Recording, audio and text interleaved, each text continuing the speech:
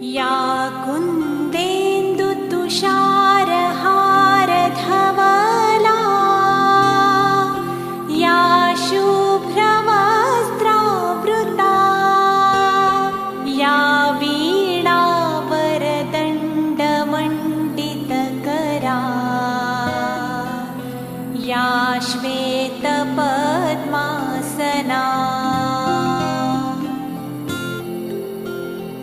या ब्रह्माच्युतशङ्कर प्रभृति